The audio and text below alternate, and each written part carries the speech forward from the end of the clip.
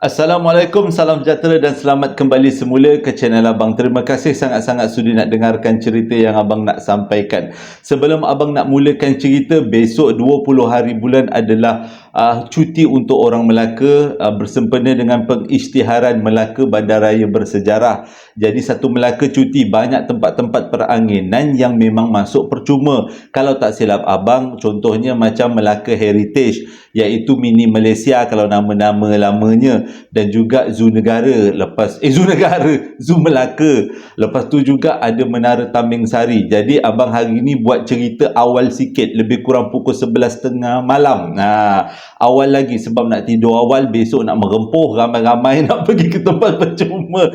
Abang rasa dah lebih 12 tahun Abang tak masuk Zoo Melaka walaupun Abang duduk Melaka. Okey, itu dia punya mukadimah sebagai seronoknya jadi orang Melaka. Jadi sebelum kita mulakan cerita, marilah kita sama-sama berdoa kepada Allah Ta'ala. Semoga Allah panjangkan umur, murahkan rezeki, berikan kesihatan yang baik untuk kita semua, permudahkan segala urusan kita dunia dan di akhirat, dan semoga Allah memberikan syurga buat mak ayah kita, memberikan keamanan untuk kita satu dunia, juga memberikan umur yang diberkati. Tanpa membuang masa lagi, Abang akan mulakan cerita kali ini, dan Abang memilih nama Laila bersempena dengan nama yang tengah famous sekarang, Tun Laila, sebagai ceritanya. Jadi Abang mulakan dengan A'udzubillahi minasyaitanirrajim. Bismillahirrahmanirrahim. Allahumma salli ala Sayyidina Muhammad wa ala ali Sayyidina Muhammad. Kalau tengok daripada tajuk, ramai yang terteka-teka sebenarnya cerita ni pasal apa. Abang sebenarnya daripada dulu lagi, Abang teringin sangat nak dapat cerita tentang hutan di Sarawak.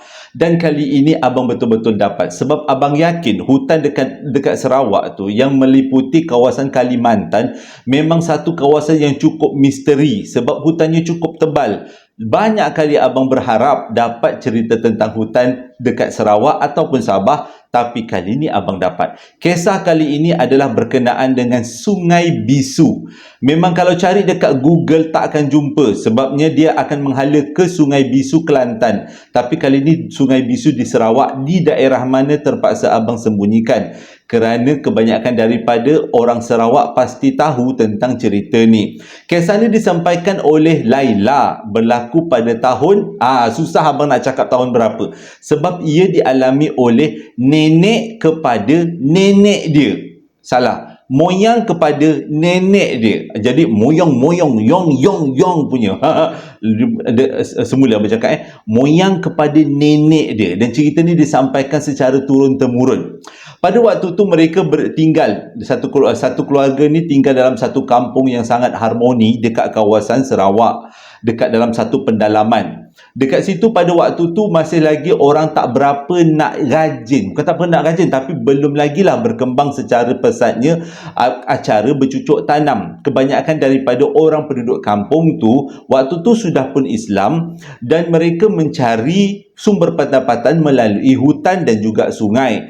Untuk dapatkan daging, mereka pergi berburu. Untuk dapatkan ikan, mereka pergi menjala. Nak dapat sayur-sayur pula, mereka akan cari ke dalam hutan. Mereka ada membuat penanaman, tapi tak berapa nak berkembang. Maksudnya tak berapa nak banyak, setakat tanam untuk keperluan keluarga sahaja. Okey. Jadi selalunya mereka mencari barang-barang makan ni selalunya pergi secara ramai-ramai, lebih kurang 10 orang ke dalam hutan, cari barang-barang makanan selama 2-3 hari, dan mereka akan balik semula ke kampung, dan barang makanan yang mereka dapat tu akan bertahan selama lebih kurang 2 ke 3 minggu. Dengan kata lain, memang cukup untuk dimakan dalam satu keluarga besar, termasuk dengan orang-orang kampung sekali.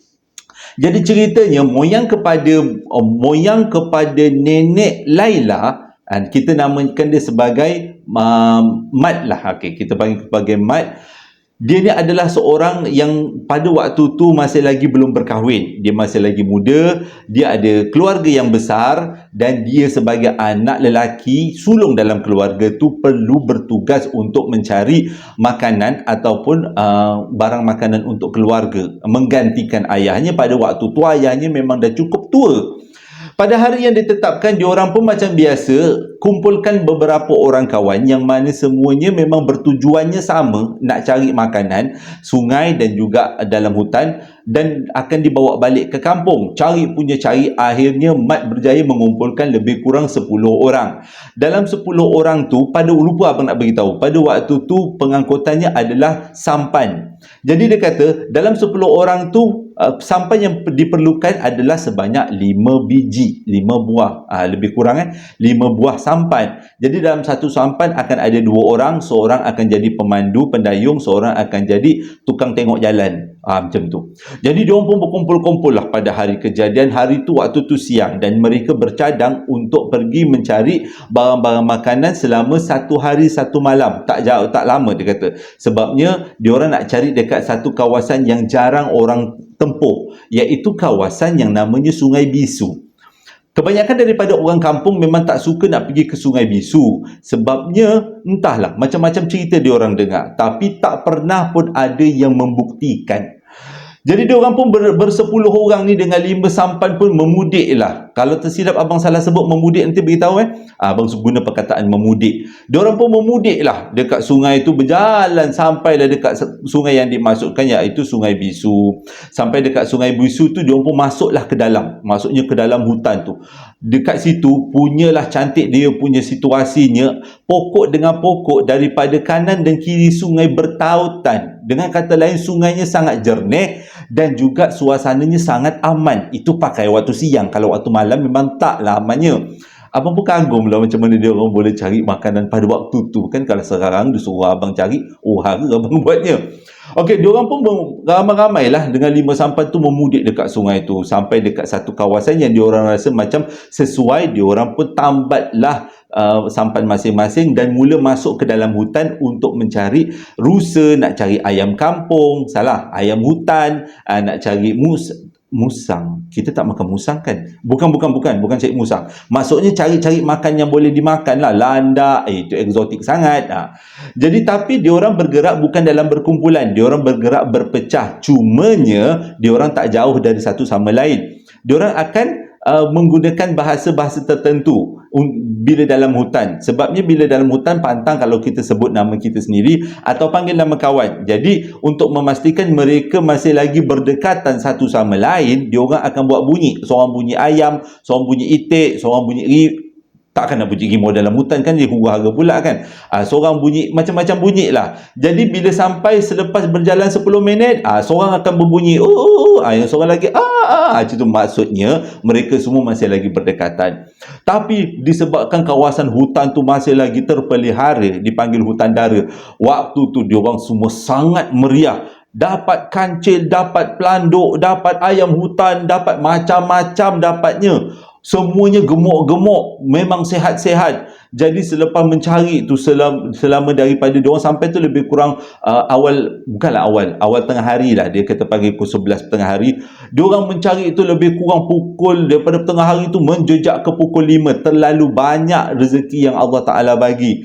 Seperti dituai-tuai pula tu. Jadi diorang masing-masing bawa 2 guni. Dalam guni tu bila dah dapat ayam hutan, disembelih ayam hutan dulu, letak dekat dalam guni tu. Kalau nak bawa ayam hutan hidup-hidup kan huru-hara pula. Kalau jumpa pelanduk, jumpa kancil, napoh, disembelih dulu, diletakkan dekat dalam guni, cakap baldi je. Jadi aktiviti mencari itu, selain daripada mencari barang-barang makanan daging, dia orang jumpa juga sayur-sayur, pucuk paku, pucuk ubi, segala macam pucuk, dengan sayur-sayur, pucuk rebungnya, macam-macam rezeki yang ada dekat dalam hutan tu. Lebih kurang pukul 5 petang, dia orang pun buatlah masing-masing buat bunyi, menandakan bunyi itu cukuplah setakat ini, waktu dah nak malam, dah nak gelap, kita perlu balik ke kawasan sampan dan kita berehat, esok pagi kita bertolak balik. Kenapa dia orang tak balik hari tu? Sebab berjalan pada waktu malam lebih bahaya. Jadi diorang selalunya akan tidur dekat dalam sampan ataupun dekat kawasan tepi-tepi tebing tu menunggu hari subuh besoknya. Jadi selepas mendapat isyarat, isyarat tu semua orang faham lah, yang menandakan semua orang kena balik. Bila dapat isyarat macam tu, akhirnya semua pun balik ke sampan, ke tempat titik ke mana mereka berkumpul tadi. Bila sampai tu masing-masing buka hasil yang diorang dapat, macam-macam, semuanya rasa gembira. Ini bukan, dia kata ini bukan sikit-sikit, bukan seminggu dua ini boleh bertahan sampai sebulan lamanya. Kalau dah dapat rusa besar setengah daripada perahu, abang bayangkanlah, memang banyak lah kan makan. Dia buat jeruk, dia buat apa, dia bakar-bakar, memang seronok lah. Ada landak, ada napo. Jadi diorang pun duduklah berehat dekat dalam perahu sambil-sambil. Ada yang solat, ada yang menyediakan makanan, ada yang tidur, mana-mana yang buat kerja. Diorang pun berehat lah untuk menunggukan waktu maghrib. Waktu tu kan asal kan dah menunggu waktu maghrib. Nak menunggu waktu maghrib pun diorang pun makan-makan. Masak-masak lah dekat situ. Dengan daging-daging yang fresh-fresh diorang dapatkan. Makan, dah seronok lah makan. Akhirnya diorang pun lebih kurang pukul 9 malam, diorang pun masuk ke duduk ke perahu masing-masing dan berehat. Jadi tidurnya bergila-gila, tak boleh dua-dua tidur. Kang wahara pula Kang, seorang tidur, seorang berjaga. Jadi waktu yang tengah berjaga tu lebih kurang pukul 11 malam, tiba-tiba diorang semua dengar kocakan daripada air. Air tu berkocak seolah-olah macam ada sesuatu yang ada di dalam air tu, yang mana ada banyak benda. Jadi diorang pun bangun daripada tidur, bangun daripada berehat tu. Diorang pun menghalakan api ke dalam air. Maksudnya dengan bantuan cahaya tu bolehlah tengok apa yang ada dekat dalam sungai yang ada di sekitar diorang. Sebab pada waktu tu air sungai ni memang cukup jernih. Dia tak berapa laju sangat. Sekali tengok ikan banyak gila dan gemuk. Banyak macam-macam ikan lampam, ikan sungai. Abang tak tahu ikan sungai, abang tahu beberapa je lah, ikan putih, gitu-gitu je lah kan. Macam-macam ikan. Diorang pun tak lepas tangan, masing-masing dah bawa jala, tebar jala. Kelima-lima sampan tu tebar jala, bawa naik ikan. Dia punya banyak ikan tu sampaikan diorang punya sampan yang boleh dikatakan besar. Satu sampan tu besar, hampir separuh daripada sampan tu cukup penuh dengan ikan. Ikan mengkeletik-keletik, memang banyak, gemuk-gemuk. Diorang pun kagum. Sampaikan Mat, iaitu moyang kepada nenek moyang kepada Laila ni, beritahu jangan gairah sangat, kita ambil yang mana perlu saja, sebab kita dah dapat hasil hutan tadi banyak. Takut nanti kalau ambil banyak sangat, tenggelam pula kita punya sampan. Jadi diorang pun berhenti, dengarlah apa nasihat yang diberikan Mat. Jadi diorang pun seronok lah ni. Memang terfikir anak-anak boleh makan mewah. Tengah-tengah diorang berehat, tiba-tiba diorang dengar daripada jauh bunyi macam orang tengah kenduri kendara. Riuh sangat. Diorang diam, perhatikan ke arah mana datangnya bunyi itu. Dan yang paling mengejutkan, selepas bunyi itu berkumandang semakin lama semakin kuat, semakin lama semakin kuat, tiba-tiba kelima-lima sampan yang telah ditambat telah tercabut daripada tambatnya, dan kelima-lima sampan tu bergerak ke arah mana datangnya bunyi itu. Bunyi itu datangnya daripada hujung sungai, maksudnya pangkal sungai. Abang pun tak tahu hulu ke hilir. Hilir ke hulu, lebih kurang lah pangkal sungai. Maksudnya diorang punya sampan tu bergerak dengan sendiri, menghala masuk ke dalam hutan lagi, sungai yang ke dalam lagi. Diorang dah tak tahu nak buat macam mana. Ada di antaranya cuba ambil pendayung dan cuba tahan sampan tu daripada bergerak, tapi sampan tu terus bergerak menghala ke arah mana datangnya bunyi keramaian. Dan akhirnya kelima-lima sampan tu berhenti dekat satu jeti. Dan diorang pun tak sangka dekat dalam tengah hutan belantara, dekat dalam kawasan sungai yang tak pernah diterokai, ada pula jeti. Cantik pula tu jeti dia, dibuat memang sangat kukuh dan cantik. Dan selepas kelima-lima sampan tu menghadap ke jeti, ditambat macam berhenti dekat jeti, mereka dah terdiam dekat dalam sampan. Kenapa kita nak buat apa kat sini? Tapi masih lagi dengar bunyi keramaian yang memang meriah sangat. Di dalam kegelapan malam tu, tiba-tiba nampak cahaya, seolah-olah macam ada orang bawa andang, macam orang bawa lampu lah, lampu gasolin. Dan muncul dalam gelap tu seorang lelaki yang sangat handsome, tegap dan sasa, berjubah berserban, umur lebih kurang 40-an. kalau tak silap abang, berdiri keluar daripada hutan, berdiri dekat tepi jeti dan bagi salam. Assalamualaikum, dia kata. Kalian ni daripada mana, dia kata. Jadi diorang pun 10 orang tu beritahu yang kita orang ni daripada nak mencari rezeki. Oh, dia kata rumah saya ada buat kenduri, ada buat keramaian. Datanglah, naiklah, makanlah dulu. Nampak macam masing-masing ni penat, dia kata. Jadi diorang ni pun takut, dah tahu. Diorang dah tahu yang apa diorang nampak dekat depan tu bukanlah makhluk alam kita, tapi makhluk alam sebelah. Kalau ditolak permintaan, takut tiba-tiba langsung tak boleh balik, tak huru-hara. Terima kasih Tuan, terima kasih Tuan. Dia orang pun naiklah ke atas jeti itu dan dia orang bersalaman dan dia orang berpelukan. Mat pada waktu tu beritahu, waktu dia peluk lelaki tu, dia rasa lelaki tu betul-betul sejuk, macam tak berdarah, macam betul-betul keluar daripada peti ais. Jadi diorang pun bila dah bersalam-salaman tu, orang tu cakap, mari kita bawa anda semua pergi ke rumah kita. Kita tengah buat kenduri doa selamat. Jangan risau, kita semua beragama yang sama. Jangan risau. Diorang pun membototilah lelaki bersasa, handsome, berjubah berserban tadi tu, membontotilah orang tu sampailah dekat satu kawasan. Memang meriah kawasan tu dengan kenduri yang memang betul-betul sangat luar biasa. Tak ada kemah, ada meja-meja dan setiap atas meja tu ada banyak makanan, dan makanan tu bukan makanan yang biasa-biasa, dengan rusa panggang, dengan walaupun tak nampak mana datangnya sumber cahaya, tapi pada waktu tu kata Mat, kawasan tu betul-betul memang terang, diterangi dengan cahaya lampu, tak tahu datang daripada mana. Setiap orang yang ada kat situ, semua perempuannya berpurdah ataupun bernikab, lelakinya berserban dan berjubah dan mempunyai badan yang cukup-cukup kekar. Perempuannya semuanya berjubah. Tak nampak lah perempuannya 30, 20, 30 dah berjubah kan. Memang tak nampak lah. Jangan yang fikir yang bukan-bukan alam sebelah punya cerita ni. Okey. Jadi disebabkan diorang sampai dekat satu kawasan tu, kebanyakan daripada kawan-kawan Mat terpinga-pinga dan terpandang-pandang. Sampaikan Mat terpaksa bagi arahan, maksudnya bagi isyarat, jangan pandang-pandang orang tu. Orang-orang ni bukan daripada alam kita. Diorang walaupun ada yang di antaranya macam rasa kagum dengan apa yang diorang nampak, tapi Mat cuba untuk sedaya upaya sedarkan yang mereka semuanya berada dalam satu kawasan yang memang tak tahu apa benda ni. Jadi dalam kawasan keramaian tu sangat meriah. Ada budak-budak yang bermain, tapi semuanya berjubah, bernikab. Ada lelaki-lelaki yang tergelak-gelak sambil minum, sambil makan. Ada yang sambil berselawat, ada yang sama-sama bernasyid. Jadi diorang fikir macam mungkin okeylah, ni bukan masih lagi okeylah, ni ada selawat-selawatnya kan. Jadi diorang pun ikutlah lelaki tuan rumah tu, pergilah sampailah dekat rumah. Rumahnya pula walaupun rumah papan, tapi memang bentuknya macam istana lama. Dia kata macam keadaan istana Perak yang istana Melaka yang lama-lama dulu. Walaupun macam tu, tapi diterangi dengan cahaya. Bila masuk dekat dalam istana tu, punyalah dia orang terkejut. Langsirnya daripada kain-kain baldu emas, hiasan-hiasannya daripada perak dan juga emas. Dia punya kapet daripada emas. Lelaki dengan perempuan yang ada dekat dalam rumah tu, semuanya berpakaian jubah dan serban dan juga bernikab, berjubah semua. Tapi mereka nampak gembira, seolah-olah betul-betul menghadiri majlis.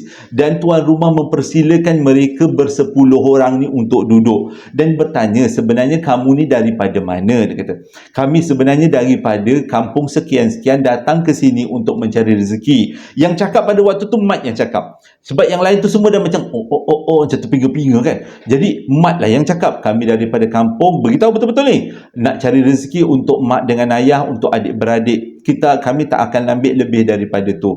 Lepas tu orang tu cakap, baguslah, tapi sebelum awak balik, kami nak hidangkan dulu makanan. Mesti ada yang teringat mi ulat, nasi ulat.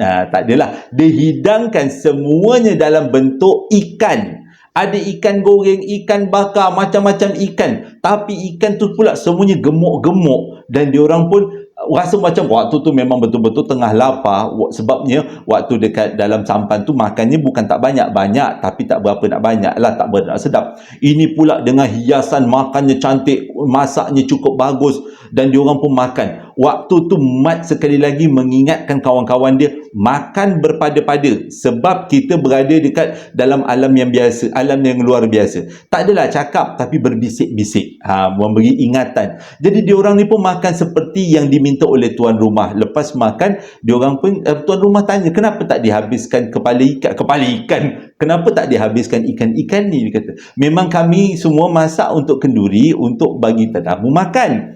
Tapi dia kata, Mat kata tak perlulah. Dia kata sebab kami tadi sebelum datang ke sini pun kami dah makan siap-siap.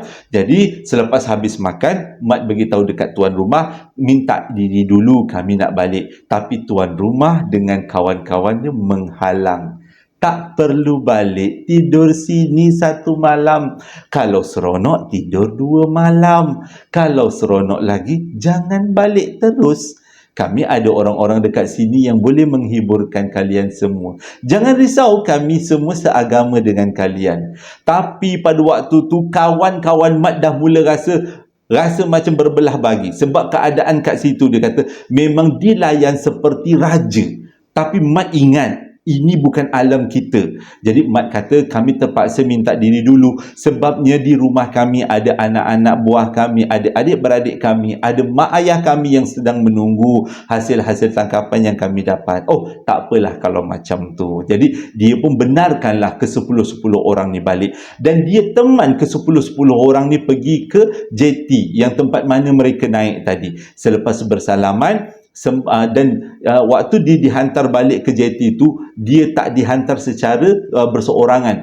Boleh dikatakan ada lebih kurang 10 lelaki yang menemani ketuanya tadi, tuan rumah, dengan masing-masing membawa satu bungkusan bekas yang dibalut dengan kain. Selepas bersalaman, setiap orang daripada dalam sampan tu, rombongan tu, dapat satu bungkusan daripada kain pelekat yang diberikan oleh 10 orang lelaki yang datang menghantar mereka ke JT. Selepas bersalaman, diorang semua masuk dekat dalam troli pula, dalam sampan, dan diorang pun baliklah, mudiklah semua balik ke tempat asal. Dan diorang tengok memang daripada kejauhan, makin lama keadaan tepi JT semakin lama semakin gelap. Bunyi riuh-riuh tu hilang, cahaya-cahaya yang bercahaya-cahaya tadi tu yang berkilau-kilauan pun makin lama makin malap. Dan bila diorang dah betul-betul agak jauh daripada kawasan JT, diorang pandang ke belakang, rupanya JT tu pun tak ada. Dan pada malam tu juga diorang terus balik ke rumah. Pada waktu tu diorang semua yakin, diorang kalau tak balik rumah pada malam tu, mereka akan rasa akan tersesat dekat situ sampai bila-bila. Bila sampai dekat JT rumah mereka dan JT ke kampung mereka, rupanya jam menunjukkan waktu tu pukul 7 pagi. Dengan kata lain, mereka punya peristiwa tu berjalan selama 1 malam lengkap. Dekat JT tu penuh dengan orang, ramai orang, seolah-olah macam mereka disambut. Kenapa pula mereka disambut? Abang sambung bahagian kedua. Bila diorang sampai dekat JT kampung diorang pun disambut. Mat dan semua rombongan disambut dengan ahli keluarga dan orang kampung. Semua orang mengucapkan syukur dan dengan lenangan air mata. Dah, Mat dengan kawan-kawan dia rasa pelik. Kenapa pula yang masing-masing menangis? Ada mak dia, mak bapak dia, kawan-kawan dia, semua ada lah. Termasuk makwa dia agaknya pada waktu tu. Jadi Mat pun dengan rombongan tanyalah, kenapa kena nangis pula? Kami pergi semalaman je. Rupanya mereka sudah pun hilang lebih daripada seminggu. Jadi bila dengar macam tu, Mat agak terkejut juga. Dan Mat beritahu yang dia sebenarnya hilang selama 1 malam sahaja sebab dapatkan barang-barang makanan, stok makanan yang diambil daripada hutan. Diorang pun bawa lah naik segala jenis guni dan juga bungkusan-bungkusan. Ikan-ikan semua diorang buat naik. Semuanya masing-masing ada dekat dalam guni. Dan waktu diorang buka semua guni, yang ada hanyalah ranting-ranting kayu dan juga batu-batu sungai. Waktu tu Mat kata dia rasa macam nak menangis sebab penatnya tak boleh nak cakap. Tapi hasilnya yang begitu. Lepas tu dibuka pula bungkusan yang diberikan oleh orang-orang kampung tadi. Dalam tu penuh dengan daun-daun dan juga ranting-ranting. Diorang pun dalam keadaan kecewa dan kepenatan pun diusunglah, bawa balik ke rumah masing-masing. Sampai dekat rumah, mat mandi, mat buat solat qada semua, sebab diorang kata diorang dah tertinggal banyak waktu solat, seminggu punya tu tertinggal waktu solat. Tak sempat nak solat subuh semua. Selepas habis tu mat makan. Pada waktu tu kata lapar sangat, dia makan dengan semakan-makannya. Sambil tu dia bercerita dengan bapa dia, dengan mak dia dan juga orang-orang kampung yang datang. Dan dia pun kata dia tak sangka berjumpa dengan satu perkampungan yang ada dekat dalam kawasan Sungai Bisu. Daripada cerita mat tu, ketua kampung beritahu sebenarnya dulu-dulu pernah ada orang kata, tapi tak pernah orang jumpa. Dekat situ ada kawasan yang dipanggil Perkampungan Bunian, tapi disebabkan orang dah beritahu ada Perkampungan Bunian, tak adalah siapa nak datang situ. Tak sangka pula mat dan kawan-kawannya semuanya datang ke situ untuk cari rezeki. Jadi diorang pun cakaplah, mat dengan kawan-kawan pada waktu tu memang kurus sangat, dengan pucat mukanya, seolah-olah memang gayanya macam dah lama tak makan. Mat sendiri boleh rasa makanan yang masuk kat mulut dia ni memang betul-betul nikmat, sebab dia betul-betul rasa lapar. Jadi pada hari itu, habis lepas makan, berehat, lepas berehat ceritakan segalanya. Barang-barang yang dia orang dapat dalam guni tu semua dia letak dekat tepi sungai. Tak nak bawa lah. Buat apa? Setakat ranting-ranting kayu dan juga batu-batu. Kalau nak masak memang tak tahu apa nak masak, sebab pada pandangan dia orang sebelum tu kan rusa, kijang segalanya, kuda semua dalam tu. Macam tu. Jadi sebenarnya batu dengan ranting-ranting. Malam tu mat bermimpi didatangi oleh lelaki yang dia jumpa dekat kampung tu. Dalam tu lelaki tu beritahu, sebenarnya kami berniat untuk mengurung kalian. Kami berniat untuk tidak membenarkan kalian keluar daripada kampung kami, sebab kalian telah mencuri hasil tanaman dan juga kolam-kolam ikan kami dan juga ternakan kami tanpa izin. Jadi sebenarnya kami nak mengurung kalian dekat dunia kami. Tapi disebabkan kalian bersifat baik, sangat berauk sopan santun, ramah mesra dan tidak berlebih-lebihan, kami berpakat untuk melepaskan kalian supaya menjadi iktibar pada yang lain. Cuma ada satu syarat yang untuk menunjukkan kalian benar-benar terlepas daripada genggaman kami. Pulangkan segala apa yang kalian telah ambil. Jangan tertinggal walau seekor pun. Bila mat terbangun daripada tidur dalam keadaan berpeluh-peluh, tak sempat apa-apa, sembahyang subuh, dia jumpa dengan 10 orang kawan-kawan dia yang sama-sama dalam ekspedisi, tujuan untuk menceritakan mimpi yang dia dapat. Rupanya ke-10 orang mendapat mimpi yang sama, dan diorang pun pada hari itu bercadang untuk memulangkan apa-apa yang mereka telah ambil. Dan mereka memberitahu perkara ini kepada Tok Ketua. Tok Ketua bagi tahu kali ini mereka tak boleh pergi sendiri, takut-takut nanti bila pergi dah tak boleh balik semula. Jadi pada kali ini mereka akan ditemani dengan orang-orang tua kampung, yang mana orang-orang tua kampung ni memang banyak ilmunya dan tahu tentang selok-belok sungai dan kampung tempat tu, termasuk dengan ketua kampung. Pada waktu yang ditetapkan, pada waktu tu siang, mereka pun pergi ke arah sungai tempat mana mereka pergi mengambil barang-barang makanan. Bila sampai masuk dekat kawasan Sungai Bisu, keadaan menjadi berbeza. Walaupun pada waktu siang, tapi keadaan berubah menjadi malam. Kita kena faham, kalau alam kita siang, katanya alam sana malam. Lebih kurang macam tu putar-putarnya. Waktu tu diorang datang kan malam, tapi bila diorang sampai sana keadaannya terang kan, macam siang kan. Macam itulah berubahnya. Jadi walaupun pada waktu tu diorang siang, bila diorang masuk dekat kawasan Sungai Sungai Bisu tu, diorang berubah keadaannya menjadi malam. Diorang pergi ke kawasan yang diorang agak-agak kat situlah tempatnya jeti yang diorang turun pada malam tu, dan diorang pun letakkan semua guni-guni yang berisi batu-batu dan juga ranting-ranting di tepi-tepi sungai. Sambil tu mereka 10 orang mengucapkan minta maaf secara terbuka. Minta maaf sangat-sangat sebab kami mengambil barang-barang tanpa izin.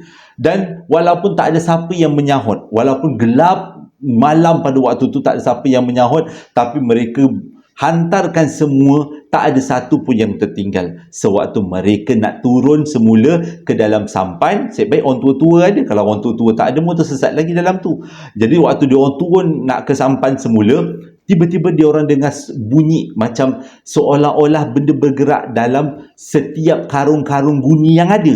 Jadi dia orang pun naik semula ke tebing nak tengok apa yang berlaku. Rupanya dalam setiap karung guni itu memang betul ada daging, ada ikan dan bukanlah batu-batu. Ada sayur, semua ada.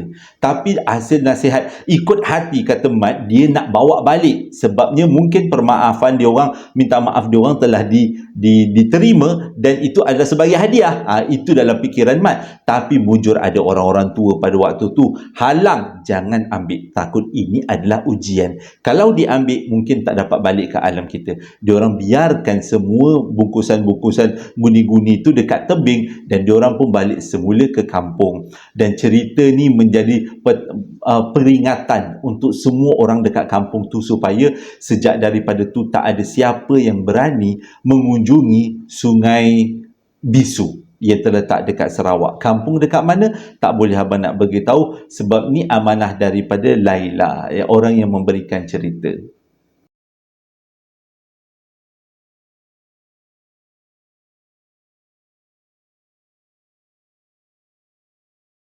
Terima kasih sangat-sangat sudah dengarkan cerita yang abang sampaikan. Seronok kan ceritanya? Pertama kali abang teringin sangat nak dapat cerita tentang hutan belantara dekat dalam Sarawak. Tapi kali ini betul-betul abang dapat. Memang terima kasih sangat-sangat kepada akak sebab akak hadiahkan cerita ni kepada saya. Jadi sebelum abang tamatkan cerita, ada beberapa ucapan nak abang sampaikan.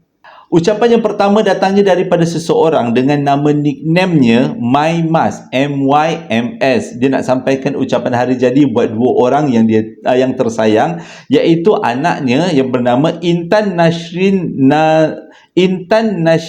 Navin, yang mana hari jadinya jatuh pada 13 hari bulan 2, genap umur 7 tahun, dan juga isterinya iaitu Adilah Sanusi yang mana hari jadinya jatuh pada 28 hari bulan 2, dengan ucapan selamat hari jadi buat kedua-dua orang yang disayangi. Semoga Allah panjangkan umur, murahkan rezeki, diberikan kesihatan yang baik, dipermudahkan segala urusan dan sentiasa dalam rahmat Allah. Di kesempatan ini pihak JSPL abang juga mengucapkan JSPL Klan mengucapkan selamat hari jadi buat Maurin Junan yang mana hari jadinya jatuh pada 17 hari bulan 2, dan semoga panjang umur, murah rezeki, berikan kesihatan yang baik dan sentiasa dalam keberkatan. Selamat hari jadi buat Maurin Junan. Ucapan yang seterusnya datang daripada seorang bonda iaitu Rafhati Roslan. Dia nak sampaikan ucapan hari jadi buat anaknya yang bernama Rihana Irdina. Komen sedap lagi nama. Yang mana hari jadinya jatuh pada 6 hari bulan 2 yang lepas, dengan ucapan semoga diberikan masa depan yang cukup cemerlang, dipanjangkan umur, dimurahkan rezeki, diberikan kesihatan yang terbaik buat anak tersayang. Ucapan yang seterusnya datang daripada Haizar. Dia nak sampaikan ucapan hari jadi buat anak buah dia yang bernama Hadizul Hazim Hasrik, yang mana hari jadinya jatuh pada 18 hari bulan 2, genap umur 8 tahun. Daripada pakciknya dia kata, selamat hari jadi buat anak buah tersayang, semoga panjang umur, murah rezeki, dia berikan kesihatan yang baik dan dipermudahkan segala urusan dan masa depan yang cemerlang. Ucapan yang seterusnya datang daripada Encik Izam. Dia nak sampaikan ucapan hari jadi untuk beberapa orang yang sangat disayanginya. Tapi kesemuanya pada bulan 1. Dia bagi abang terbaca lambat mesej ni. Tapi tak apa, abang sampaikan. Yang pertama, Encik Izam kata dia nak sampaikan ucapan hari jadi buat adik bongsunya yang bernama Syikin. Hari jadinya pada 5 hari bulan 1. Yang kedua, Abang Zul, abang ipar dia yang pertama, hari jadinya pada 13 hari bulan 1. Yang kedua, Abang Nasir, abang iparnya yang kedua, hari jadinya pada 16 hari bulan 1. Yang keempat adalah bondanya sendiri, yang mana hari jadinya jatuh pada 17 hari bulan 1. Seterusnya, sahabat dia yang bernama Syah, yang mana hari jadinya jatuh pada 19 hari bulan 1. Ya, seterusnya anak buahnya yang bernama Nadirah, hari jadinya jatuh pada 19 bulan 1, dan yang terakhir kawan baiknya iaitu Mahyudin yang mana hari jadinya jatuh 24 hari bulan 1. Semoga kalian semua sentiasa dalam rahmat Allah, panjang umur, dimurahkan rezeki, diberikan kesihatan yang baik dan sentiasa diberkati. Amin ya rabbal alamin. Di kesempatan ini juga abang nak mengucapkan selamat hari jadi daripada JSPL Klan kepada Mukbang Kids. Itu adalah nama nickname dia, yang mana hari jadinya jatuh pada 16 hari bulan 2. Semoga panjang umur, murah rezeki, diberikan kesihatan yang baik dan sentiasa ceria. Buat Mukbang Kids, selamat hari jadi. Dan ucapan terakhir datangnya daripada seorang bonda iaitu Puan Habibah. Dia nak sampaikan ucapan hari jadi buat anaknya iaitu Adria Zaira, yang mana hari jadinya jatuh pada 20 hari bulan 2 esok. Maksudnya tepatlah ceritanya pada waktu hari jadinya.